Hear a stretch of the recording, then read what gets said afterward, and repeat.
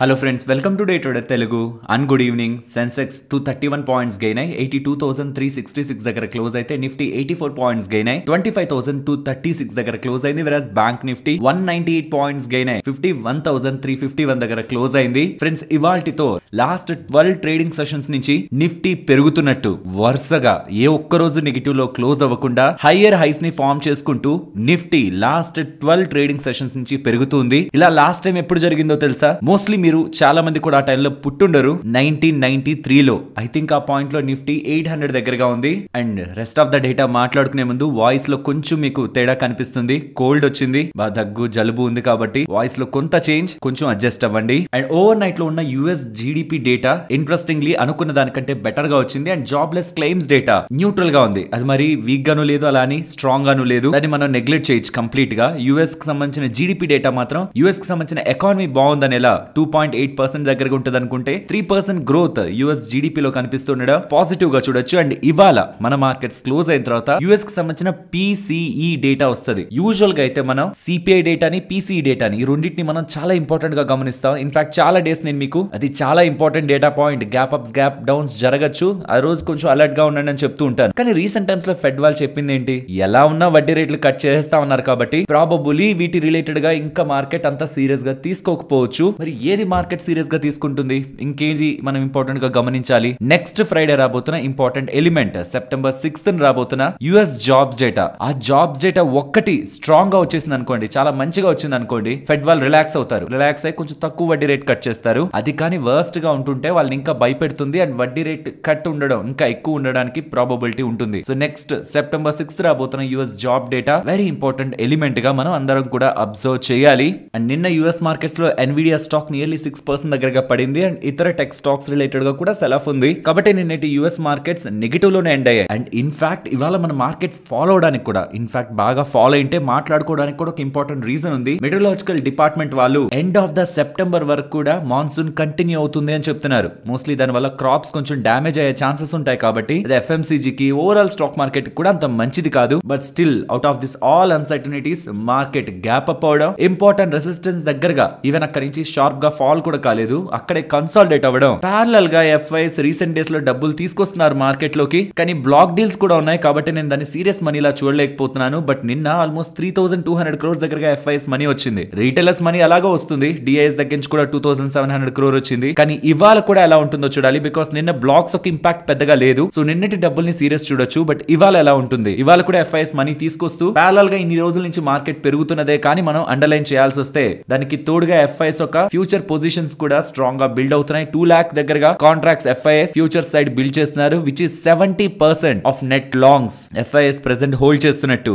And dollar index almost 101.3 దగ్గరగా ఉంది. ఇది ఎందుకు డాలర్ ఇండెక్స్ చెప్తూ ఉంటానంటే, డాలర్ ఇండెక్స్ పెరగడం మార్కెట్స్ కి మంచిది కాదు, గుర్తుంచుకోండి. అండ్ డాలర్ ఇండెక్స్ పెరగడం కమోడిటీస్ కి కూడా మంచిది కాదు. సో ఎప్పుడు నేను డాలర్ ఇండెక్స్ చెప్తున్నా అది పెరుగుతుందా తగ్గుతుందా అనే దాన్ని బట్టి ఈక్విటీ మార్కెట్స్ కి ఎలాంటి ఇంపాక్ట్ ఉంటుంది అనేది అసెస్మెంట్ చేయొచ్చు. డాలర్ ఇండెక్స్ స్టేబుల్ గా 101.3 దగ్గర ఉంది. బాండ్ డీల్స్ కూడా, యుఎస్ కి సంబంధించిన బాండ్ డీల్స్ కూడా ఇవి పెరగడం మంచిది కాదు ఈక్విటీ మార్కెట్స్ కి. అవి కూడా 3.8% దగ్గరగా స్టేబుల్ గా ఉన్నాయి. బట్ క్రూడ్ ఆయిల్ మాత్రం పెరుగుతుంది. దీనికి ప్రధానమైన కారణం లిబియా రిలేటెడ్ గా టాపిక్ మాట్లాడుకున్నాము రీసెంట్ టైమ్స్ లో. క్రూడ్ ఆయిల్ అవుట్పుట్ ని తగ్గించబోతున్నారని ఇప్పుడు కొత్తగా సోర్సెస్ దగ్గర నుంచి వస్తున్న ఇన్ఫర్మేషన్ ప్రకారం ఇరాక్ కు సంబంధించిన క్రూడ్ ఆయిల్ ఎక్స్పోర్ట్స్ కూడా తగ్గబోతున్నాయి. వాళ్ళు కూడా తగ్గించబోతున్నారనే అప్డేట్స్ అయితే ఫైనాన్షియల్ ప్లాట్ఫామ్స్ లో కనిపిస్తూ ఉన్నాయి. అండ్ బై ద వే, ఇవాళ ఎవరైనా సెన్సెక్స్ ఎక్స్పైరీ చేస్తుంటే ఇవాళ ఈ స్పైక్స్ నుంచి most of the strike prices దగ్గర ఈ స్పైక్స్ కనిపించాయి. ఆల్మోస్ట్ 80 దగ్గరగా ఉంటున్న ఆప్షన్ 170, 180కి వెళ్ళిపోవడం. అది బోత్ కాల్ అండ్ పుట్ లోను. ఇది మీరు చూస్తున్నది 82,400 కాల్, ఇది 82,400 పుట్. ఇవాళ ఈ రెండిట్లో కూడా మీరు ఎగ్జాక్ట్ గా 220 అరౌండ్ ఈ స్పైక్స్ ని మీరు గమనించవచ్చు.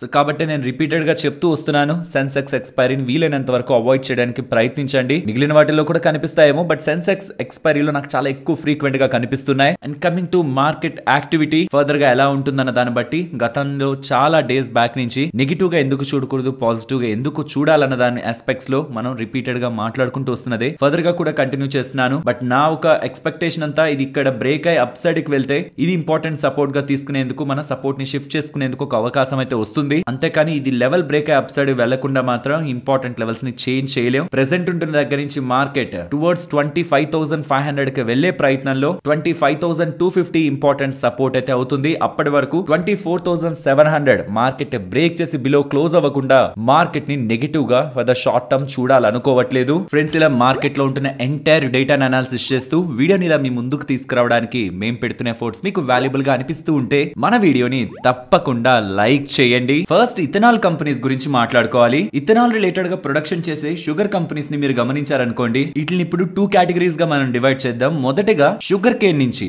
డైరెక్ట్ షుగర్ కేన్ కానీ B heavy molasses, C heavy molasses related గా షుగర్ ని ప్రొడ్యూస్ చేసే companies like Shri Renuka Sugars కానీ, త్రివేణి ఇంజనీరింగ్ కానీ, ధాంపూర్ షుగర్ మిల్స్ కానీ ఇవాళ ఇంత స్ట్రాంగ్ గా పెరగడానికి ప్రధానమైన కారణం నిన్న మన మార్కెట్స్ క్లోజ్ అయ్యాక వస్తున్న ఈ సర్క్యులర్. ఇది మీరు జాగ్రత్తగా గమనించారంటే నవంబర్ 2023 లాస్ట్ ఇయర్ ఎండింగ్ లో మనకి ఇండియాలో షుగర్ నిల్వలు తక్కువగా ఉన్నాయి. ఇలాంటి సమయంలో షుగర్ కేన్ ని ఎక్కువగా ఇథనాల్ ప్రొడక్షన్ కి వాడేస్తే ఇండియాలో షుగర్ క్రైసిస్ వచ్చి ఇబ్బంది పడాల్సి ఉంటుంది. కాబట్టి బ్యాన్ ని విధించడం జరిగింది గవర్నమెంట్ ఆఫ్ ఇండియా వాళ్ళు. అధికంగా ఇథనాల్ కి షుగర్ కేన్ ని B heavy molasses, C heavy molasses ని యూజ్ చేయొద్దనేలా రెస్ట్రిక్షన్స్ ని బ్యాన్ ని పెట్టడం జరిగింది. నిన్న మన మార్కెట్స్ క్లోజ్ అయ్యాక వస్తున్న అప్డేట్ ఆ ఎంటైర్ బ్యాన్ ని B heavy, C heavy and sugar juice or syrup related గా ఇథనాల్ ని తయారు చేస్తున్న ఏ డిస్టిలరీ కంపెనీ అయినా, ఇథనాల్ డిస్టిలరీ కంపెనీ అయినా తమ ప్రొడక్షన్స్ ని మళ్ళీ చేసుకోవచ్చు అని అప్డేట్స్ చేస్తూ ఉండడం. ఆబ్వియస్లీ వీళ్ళకి బిజినెస్ పెరుగుతుంది కదా. ఉన్న రిస్ట్రిక్షన్స్ ని తీసేసి మీకుంటున్న కెపాసిటీస్ కి ఫుల్ కెపాసిటీస్ లో బిజినెస్ ని చేసుకోండి అనేసరికి స్టాక్స్ ఇలా ర్యాలీ అయ్యాయి. బాగా అర్థం చేసుకోవాలి. ఇక్కడ నుంచి కొన్ని నెలల క్రితం ఈ అప్డేట్ వచ్చింది మనకి, బ్యాన్ ఆర్ రిస్ట్రిక్షన్. ఈ ఇథనాల్ ని షుగర్ కేన్ రిలేటెడ్ గా ఉంటున్న వాటి నుంచి తయారు చేయొద్దు. బికాస్ షుగర్ ఒక నిల్వలు పెరగాలంటే షుగర్ కేన్ ఎక్కువగా షుగర్ ప్రొడక్షన్ కే వాడండి, ఇథనాల్ కాదనేలా కొన్ని నెలల క్రితం వచ్చింది. కానీ లాస్ట్ ఫ్యూ ఇయర్స్ నుంచి ఈ షుగర్ రిలేటెడ్ గా ఇథనాల్ ని ప్రొడ్యూస్ చేసి మంచిగా లాభాలు చేకూర్చుకుందాం అని వీళ్ళందరూ కూడా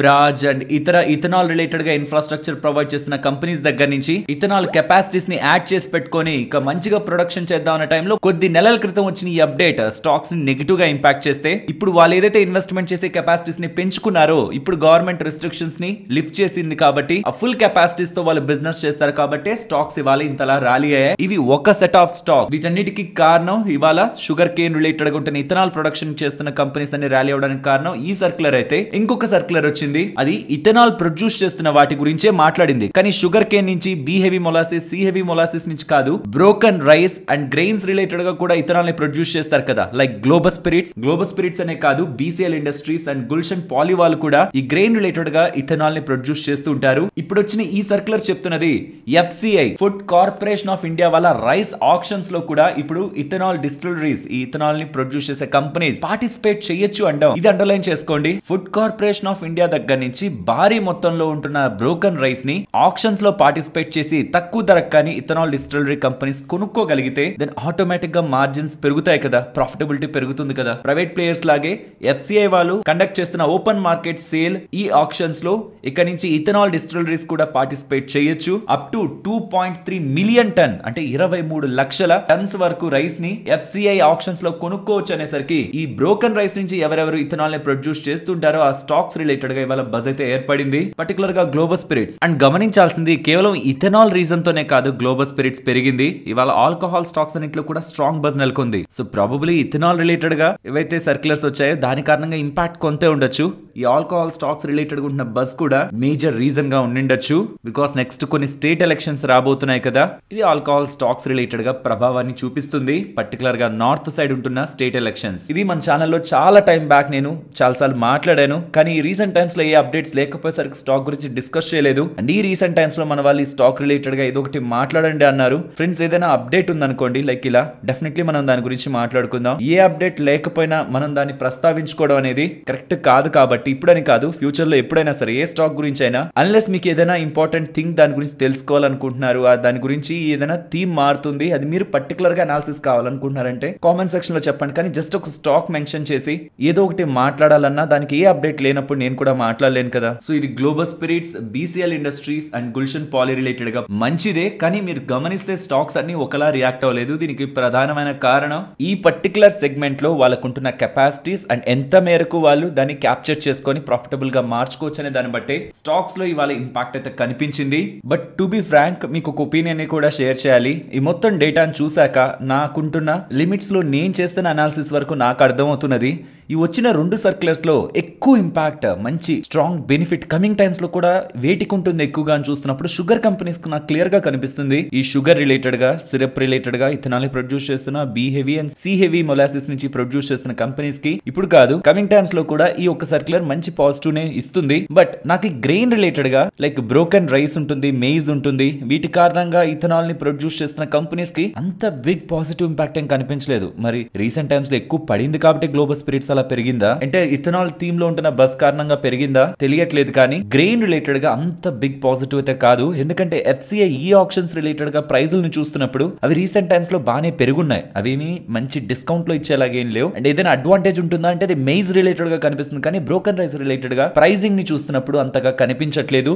కాబట్టి 2 సర్క్యులర్స్ లో ఇవాళ ఏం పెరిగాయన్న దాన్ని కొంచెం పక్కన పెట్టి ఇక్కడి నుంచి ఫర్దర్ గా ఫోకస్ చేయాలనుకుంటే ఈ సర్క్యులర్స్ ని బేస్ చేసుకొని, మిగతా అవన్నీ కాదు, మిగిలిన ఫండమెంటల్స్, ఆ కంపెనీ రిలేటెడ్ గా ఆస్పెక్ట్స్ ఇవన్నిటిని పక్కన పెట్టి ఈ సర్క్యులర్స్ ఎంతవరకు ఇంపాక్ట్, ఏ కంపెనీస్ కి ఎక్కువ ఇంపాక్ట్ చేస్తాయని చూస్తే ఈ షుగర్ రిలేటెడ్ గా ఉంటున్న వాటికి అండ్ ప్రాజ్ కి, వీటికి సప్లై చేస్తున్న ఇన్ఫ్రాస్ట్రక్చర్ ని సప్లై చేసిన ప్రాజ్ కి అడ్వాంటేజ్ అయితే కనిపిస్తుంది. బట్ ఈ బ్రోకెన్ రైస్ కానీ, మేజ్ కానీ, వీటికి ఫండమెంటలీ నేను స్టిల్ గుడ్ వ్యూ తోనే ఉన్నాను, పర్టికులర్ గా గ్లోబల్ స్పిరిట్స్ పరంగా.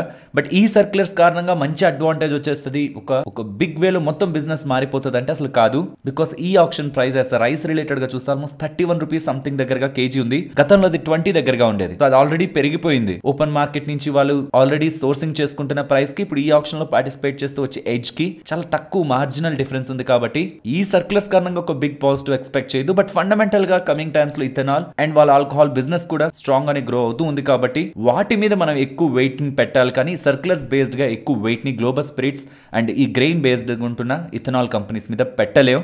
ఇది పర్సనలీ నా వ్యూ. ఫ్రెండ్స్, ఇలా న్యూస్ అప్డేట్స్ ని అనాలిసిస్ చేస్తూ మీ ముందుకి కంటెంట్ తీసుకురావడానికి మేం పెడుతున్న ఎఫర్ట్స్ మీకు వాల్యుబుల్ గా అనిపిస్తూ ఉంటే మన వీడియోని తప్పకుండా లైక్ చేయండి. నెక్స్ట్ స్పైస్ జెట్ గురించి మాట్లాడుకోవాలి. 2 అప్డేట్స్ ఉన్నాయి. ఒకటి డైరెక్ట్ గా స్పైస్ జెట్ నుంచే వాళ్ళకి సంబంధించిన క్యాబిన్ క్రూ ఉంటారు కదా, వాళ్ళలో 150 మెంబర్స్ ని 3 మంత్ లీవ్స్ కి పంపించేశారు. సో ఎప్పుడైనా ఒక బిజినెస్ లో ఎంప్లాయీస్ ని లీవ్ల మీద పంపించేస్తున్నారు అనుకోండి, దాని అర్థం పెద్దగా బిజినెస్ జరగట్లేదనే కదా. దానికి స్పైస్ జెట్ వాళ్ళు చెప్తున్నది లీన్ ట్రావెల్ సీజన్ ప్రెజెంట్ నడుస్తుంది కాబట్టి, లైక్ పెద్దగా ట్రావెల్ చేసే అవకాశం ఉండేలా ప్రెజెంట్ సీజన్ లో లేదు కాబట్టి వాళ్ళకి సంబంధించిన ఫ్లీట్ సైజ్ ని తగ్గించుకుంటున్నారని, కాబట్టి వాళ్ళ ఎంప్లాయీస్ ని టెంపరీగా ఫార్లోకి పంపిస్తున్నట్టు. ఫార్లో అంటే టెంపరీగా మీకు వర్క్ లేదు, కొంచెం రెస్ట్ తీసుకోండి ఆర్ కొంచెం పక్కన ఉండండి, మళ్ళీ వర్క్ వచ్చాక మళ్ళీ మిమ్మల్ని పిలుస్తాం అన్నట్టు అనమాట. ఇది స్పైస్ జెట్ రిలేటెడ్ వచ్చిన మొదటి అప్డేట్. రెండవది DGCA వాళ్ళు, directorate general of civil aviation వాళ్ళు, వీళ్ళ రిలేటెడ్ గా స్పైస్ జెట్ రిలేటెడ్ గా చేసిన స్పెషల్ ఆడిట్ లో ఆగస్టు 7th to 8th చేసిన స్పెషల్ ఆడిట్ లో వీళ్ళ రిలేటెడ్ గా కొన్ని ఇర్రెగ్యులారిటీస్ కనిపించాయని, కాబట్టి వీళ్ళని సర్వేలెన్స్ లో పెడుతున్నట్లు, అంటే DGCA వాళ్ళ అబ్జర్వేషన్ లో పెడుతున్నట్టు అప్డేట్స్ వస్తూ ఉండడం ఆటోమేటిక్ గా షేర్ హోల్డర్స్ లో కొంచెం భయం వస్తుంది కదా. వీళ్ళేమో సర్వేలెన్స్ లో పెడుతున్నారు, అబ్జర్వేషన్ లో పెడుతున్నారు అంటున్నారు, వాళ్ళేమో 150 మెంబర్స్ దగ్గరగా టెంపరీగా వర్క్ లేదనేలా పక్కన పెడుతున్నారు ఎంప్లాయీస్ అంటున్నారు. అండ్ ప్రీవియస్ గా జరిగిన ఆడిట్ లో కూడా ఆల్మోస్ట్ 7,662 crores దగ్గరగా అనుకుంటాను వీళ్ళకి లాసులు పెరిగిపోతున్నాయి. కాబట్టి ఆన్ కమింగ్ టైమ్స్ వీళ్ళ ఆపరేషన్స్ కంటిన్యూ చేయడంలో కూడా వీళ్ళు ఇబ్బందులు పడతారనేలా ఆడిటర్స్ అయితే నోట్ ని రిలీజ్ చేయడం జరిగింది. బట్ దానికి కూడా ఇప్పుడు స్టాక్ ఏం నెగిటివ్ గా రియాక్ట్ అవ్వలేదు. బికాస్ వీళ్ళు నియర్లీ 3,000 crore దగ్గరగా QIP ని రేస్ చేసి కమింగ్ టైమ్స్ లో కూడా ఫండ్స్ ని రేస్ చేసి సర్వైవ్ అవుతారనేలా మార్కెట్ ఎక్స్పెక్ట్ చేస్తుంది. కాబట్టి ఇది ఓవరాల్ స్పైస్ జెట్ రిలేటెడ్ గా ఉన్న అప్డేట్. ఫ్రెండ్స్, మీరు ఒకవేళ ఫ్లైట్స్ లో ట్రావెల్ చేస్తుంటే విస్తారా ఫ్లైట్స్ లో టాటా వాళ్ళకి సంబంధించిన ఈ గ్రూప్ కంపెనీ ఫ్లైట్స్ లో ఎప్పుడైనా మీరు ట్రావెల్ చేశారా? ఐ థింక్ మీకు ఒక మంచి ఎక్స్పీరియన్స్ ఉండుంటుంది. కొంచెం టికెట్ ప్రైజెస్ ఎక్కువగా ఉంటున్నా బెటర్ ఎక్స్పీరియన్స్ నాకు తెలిసి విస్తారా ఫ్లైట్స్ రిలేటెడ్ గా ఉంటుంది. ట్రావెల్ చేసిన వాళ్ళు ఉంటే కామెంట్ సెక్షన్ లో చెప్పండి. ఇప్పుడు వస్తున్న అప్డేట్ కంప్లీట్ గా ఈ విస్తారా బ్రాండ్ ఇక కనుమరుగు అవ్వబోతుందని. ఎస్, విస్తారాని ఎయిర్ ఇండియా టాటా వాళ్ళు గవర్నమెంట్ నుంచి కొనుక్కున్నారు కదా, దాంట్లోకి విస్తారా బ్రాండ్ ని మర్జ్ చేయబోతున్నట్లు starting from September 3rd, 2024 flights book చేసుకోవడానికి త్రూ విస్తారా చేసుకోవడానికి ఉండవని, ఇక దేర్ ఆఫ్టర్ అన్ని ఫ్లైట్స్ కూడా అండర్ ఎయిర్ ఇండియా రన్ చేయబడతాయనేలా విస్తారా వాళ్ళు అప్డేట్ చేస్తున్నారు. నెక్స్ట్ ఇవాళ మీరు వడాఫోన్ ఐడియాని గమనించారా? స్టాక్ 5% దగ్గరగా ఫాలో అయింది కదా. మీకు గుర్తుంటే రీసెంట్ న్యూస్ వీడియోలో వడాఫోన్ ఐడియా వాళ్ళకి సంబంధించి ఈవెన్ ఎయిర్టెల్ వాళ్ళకి సంబంధించి కూడా AGR డ్యూస్ రిలేటెడ్ గా క్యూరేటివ్ పిటిషన్ ఒక హియరింగ్ సుప్రీం కోర్టులో ఉందని అయితే మాట్లాడుకున్నారు. అనుకున్నాం. అది ఇవ్వాలి యాక్చువల్ గా, కానీ అది మనకి అఫీషియల్ గా ఏ అప్డేట్ బయటికి రాదు. ఇన్ఫాక్ట్ రావడానికి కొన్ని వారాలు నెలలు కూడా పట్టొచ్చు, అన్లెస్ కంపెనీయా లేదంటే chief justice of India or ఇది డీల్ చేస్తున్న లీగల్ బెంచ్ వాళ్ళెవరో ఒకరు వచ్చి బయట మాట్లాడాలి. ఎందుకంటే ఇది ఓపెన్ కోర్ట్ లో జరిగే హియరింగ్ కాదు, వాళ్ళకి సంబంధించిన ఛాంబర్ లో జరుగుతుంది. ఇట్స్ లైక్ మనం ఏదైనా తప్పు చేస్తే ప్రిన్సిపల్ గారి దగ్గరికి వెళ్ళి ప్రైవేట్ గా మాట్లాడాలనుకుంటాం కదా, రూమ్ లో మనం ఒకటే, అసెంబ్లీ హాల్లో కాకుండా ప్రైవేట్ గా మాట్లాడి మనం ఏదైనా తప్పు ఉంటే అక్కడ రెక్టిఫై చేసుకోవడానికి ప్రయత్నిస్తాం.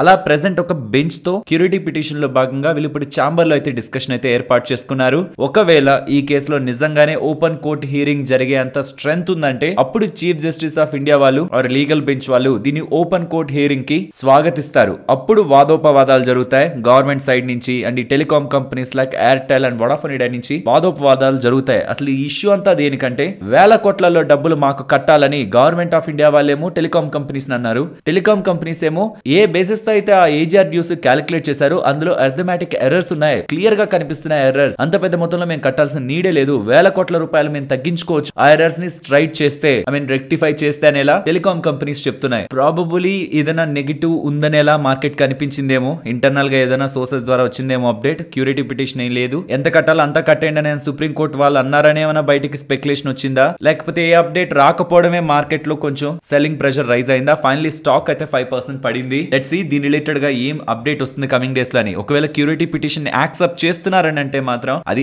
ఎయిర్టెల్ కి పాజిటివే, బట్ దానికంటే స్ట్రాంగ్ పాజిటివ్ వోడాఫోన్ ఐడియాకి. నెక్స్ట్ పేటిఎం స్టాక్ గురించి మాట్లాడుకోవాలి. పేటిఎం స్టాక్ గురించి మాట్లాడుకునే ముందు, ఎందుకు ఇంతలా పెరిగిందని తెలుసుకునే ముందు మోడీ గారు చేసిన కామెంట్స్ ని క్విక్ గా విందాం. QR कोड्स के साथ साथ साउंड बॉक्स का उपयोग ऐसा ही इनोवेशन है. देश में इस टेक्नोलॉजी को लेकर ट्रस्ट पैदा करने के लिए अद्भुत इनोवेशन किए गए. So in simple terms QR codes related గా అండ్ మనం ఏదైనా డబ్బుల్ని ట్రాన్స్ఫర్ చేస్తే సౌండ్ వస్తుంది కదా, అది తీసుకొచ్చింది ఫస్ట్ పేటిఎం వాళ్ళు. దీని రిలేటెడ్ గా నరేంద్ర మోడీ గారు పొగుడుతూ ఉండడం ఈ బిజినెస్ కి రిలేట్ అవుతున్న పేటిఎం స్టాక్ లో మనకి బజ్ అయితే నెలకొంది. అండ్ నరేంద్ర మోడీ గారు ఇలా మాట్లాడగానే పేటిఎం ట్విట్టర్ హ్యాండిల్ దీన్ని షేర్ చేసింది. అండ్ విజయ్ శేఖర్ శర్మ గారు కూడా నరేంద్ర మోడీ గారికి సంబంధించిన ఈ క్లిప్ ని సర్క్యులేట్ చేసే ప్రయత్నం చేశారు. దీంతోనే స్టాక్ లో ఇవాళ మనకు ఒక స్ట్రాంగ్ బజ్ నెలకొంది. ఫ్రెండ్స్, మీకు ఒకవేళ బ్యాంక్ అకౌంట్ ఉంటుంటే జాగ్రత్త, బికాస్ ఇది ఆర్బీఐ వాళ్ళు చెప్తున్నది. ఆర్బీఐ వాళ్ళ పేరుని వాడుకొని బ్యాంక్ అకౌంట్ ఉంటున్న మోస్ట్ ఆఫ్ ద పీపుల్ కి ఈమెయిల్స్ లో మేము ఆర్బీఐ నుంచి మిమ్మల్ని కాంటాక్ట్ చేస్తున్నాం, సో అండ్ సో ఇష్యూ ఉంది, మీకు సంబంధించిన డీటెయిల్స్ ని షేర్ చేయమని log in details, credit card information, OTP, pins ఇవన్నీ ఆర్బీఐ లెటర్ హెడ్స్ తో అడుగుతున్నారని, ఆర్బీఐ వాళ్ళు ఎప్పుడు అలా అడగరని. ఇలా ఒకవేళ మీకు ఇన్ఫర్మేషన్ వస్తూ ఉంటే వాటికి ఎటువంటి సమాచారాన్ని ఇవ్వద్దనేలా అప్డేట్ అయితే చేస్తూ ఉన్నారు. అండ్ ఇన్ ఫ్యాక్ట్ ఇవాళ నేను వీడియో రికార్డ్ చేయడానికి కొంత టైం బిఫోర్ నాకు ఒక ఐవీఆర్ఎస్ కాల్ వచ్చింది. ఈ కాల్ ముంబై హైకోర్టు నుంచి వస్తున్న కాల్. మీరు సరైన టైంలో కోర్టు కి హాజరు కాలేకపోతున్నారు కాబట్టి వెంటనే మీ కాల్ ని ముంబై క్రైమ్ బ్రాంచ్ కి కాంటాక్ట్ చేసి మీ ఇష్యూ ని సార్ట్ అవుట్ చేసుకోండి, లేకపోతే మీరు ఎక్కడున్నా అరెస్ట్ చేస్తామన్నారు హిందీలో. సరే అని 9 ని క్లిక్ చేసి క్రైమ్ బ్రాంచ్ కి కనెక్ట్ అవుదామని చూస్తే క్రైమ్ బ్రాంచ్ రిలేటెడ్ గా ఎత్తిన అతను కస్టమర్ కేర్ వాళ్ళు మాట్లాడినట్టు మేము ముంబై క్రైమ్ బ్రాంచ్ నుంచి మాట్లాడుతున్నాం, మీకు ఏ రకంగా హెల్ప్ చేయగలం అని అన్నారు. యూజువల్ గా ఇలాంటి కాల్స్ వస్తున్నప్పుడు వాళ్ళు ఏ లెవెల్లో స్కామ్ చేస్తున్నారని తెలుసుకోవడానికి నేను కొంత టైం వాళ్ళతో కన్వర్సేషన్ చేస్తూ ఉంటాను. నాకు ఒకటైతే క్లియర్ గా అర్థమైంది,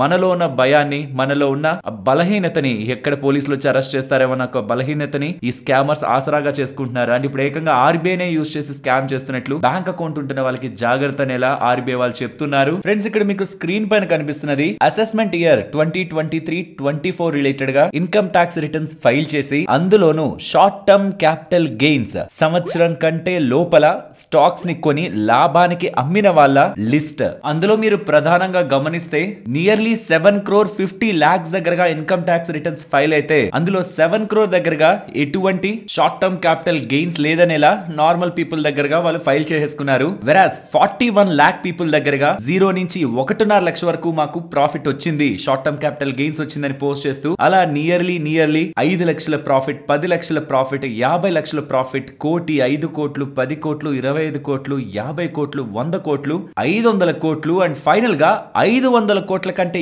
ఎక్కువగా కూడా షార్ట్ టర్మ్ క్యాపిటల్ గెయిన్స్ అంటే సంవత్సరం రూపలే స్టాక్స్ ని కొని స్టాక్స్ ని అమ్మిన పర్సన్ రిలేటెడ్ గా ఒకరున్నారనేలా, ఒక ఇన్కమ్ ట్యాక్స్ రిటర్న్ ఫైల్ అయిందనేలా అప్డేట్స్ అయితే కనిపిస్తున్నాయి. సో 1 2 కోట్లు 10 కోట్లు అది వరకు ఓకే, 500 కోట్ల దగ్గరగా కూడా షార్ట్ టర్మ్ క్యాపిటల్ గెయిన్స్ సంపాదించినట్లయితే ఈ డేటా కనిపిస్తుంది. వెరీ ఇంట్రెస్టింగ్ గా ఉంటుంది. ఎంతెంత నుంచి ఎంతెంత మధ్యలో వచ్చిన వాళ్ళలో ఎంతమంది ఇన్కమ్ ట్యాక్స్ రిటర్న్స్ ఫైల్ చేశారు షార్ట్ టర్మ్ క్యాపిటల్ గెయిన్ గా, అండ్ యావరేజ్ గా ఎంత ఒక్కొక్కరికి ఎంత ఇన్కమ్ ఉందనేది కూడా ఇక్కడ మీరు గమనించవచ్చు. ఒకవేళ మీరు స్టాక్స్ ని కొని అమ్ముంటే రీసెంట్ ఫైనాన్షియల్ ఇయర్ లో మీకు వచ్చిన షార్ట్ టర్మ్ క్యాపిటల్ గెయిన్ ఎంత అనేది కామెంట్ సెక్షన్ లో చెప్పండి, ఇఫ్ మీరు ఇన్కమ్ ట్యాక్స్ రిటర్న్స్ ఫైల్ చేస్తున్న వాళ్ళైతే. నెక్స్ట్ థైరోకేర్ వాళ్ళు విమత ల్యాబ్స్ బిజినెస్ ని అక్వైర్ చేయబోతున్నట్లు, అదొక diagnostic and pathological services business, ఆ బిజినెస్ ని అక్వైర్ చేయబోతున్నట్లు, దానికోసం డీల్ కుదుర్చుకున్నట్లు ఎక్స్చేంజెస్ కి అప్డేట్ చేస్తున్నారు.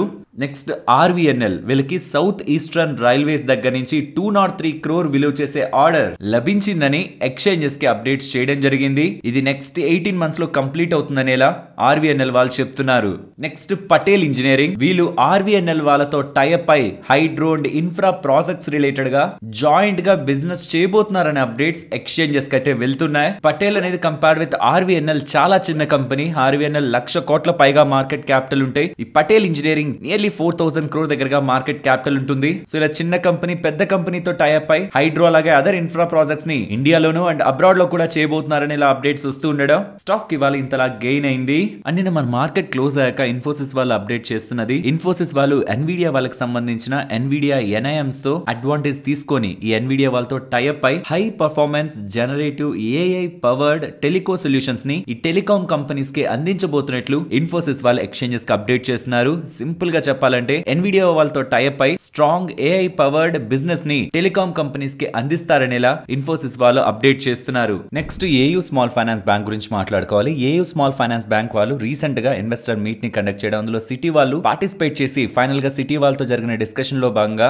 వాళ్ళ వ్యూ ని షేర్ చేస్తూ ఉండడం స్టాక్ లో వాళ్ళ బజ్ అయితే నెలకొంది. మీరు గమనిస్తే రీసెంట్ టైమ్స్ లో ఏయూ స్మాల్ ఫైనాన్స్ బ్యాంక్ వాళ్ళు యూనివర్సల్ బ్యాంకింగ్ లైసెన్స్ లైక్ మీకు private banks public sector banks ఎలా అయితే ఉంటూ ఉంటాయో వాటిలా ఒక స్కెడ్యూల్డ్ కమర్షియల్ బ్యాంక్ లైసెన్స్ కోసం అయితే అప్లై చేస్తున్నారు. ప్రెసెంట్ ఇది ఒక small finance bank, normal bank గా అవ్వడానికి యూనివర్సల్ బ్యాంక్ అవ్వడానికి వీళ్ళు ఆర్బీఐ దగ్గర లైసెన్స్ కి అయితే అప్లై చేస్తున్నారు ఫర్ ఇన్ సెప్టెంబర్ 2024. ఇది యాక్చువల్ గా ఆగస్ట్ లో చేస్తా అన్నారు, కానీ ఇది ఒక నెల పోస్ట్ పోన్ అయి సెప్టెంబర్ నుంచి వీళ్ళు ఫుల్ బ్యాంకింగ్ లైసెన్స్ కోసం ముందుకు వెళ్తున్నట్లయితే అప్డేట్ చేస్తున్నారు. కమింగ్ టైమ్స్ లో లోన్ బుక్ గ్రోత్ స్ట్రాంగ్ గా ఉంటుంది. నెట్ ఇంట్రెస్ట్ మార్జిన్స్ కూడా 5.5-5.8% దగ్గరగా వీళ్ళు మేనేజ్ చేసుకోగలరనేలా సిటీ వాళ్ళు అభిప్రాయపడుతూ ఉండడం స్టాక్ రిలేటెడ్ గా వాళ్ళ బజ్ నెలకొంది. నెక్స్ట్ ఐటీఐ లిమిటెడ్ గురించి మాట్లాడుకోవాలి. వాళ్ళ ఓపెనింగ్ చాలా మంచిగా ఓపెన్ అయింది, గుడ్ గ్యాప్ అప్, అక్కడి నుంచి కన్సాలిడేట్ అవుతూ స్టాక్ 1% పాజిటివ్ లో క్లోజ్ అయింది. గుర్తుంచుకోవాలి వీళ్ళది ఎక్కువగా గవర్నమెంట్ వాటానే ఉంటుంది, ఆల్మోస్ట్ 90% దగ్గరగా వాటా గవర్నమెంట్ అండర్ లోనే ఉంటుంది.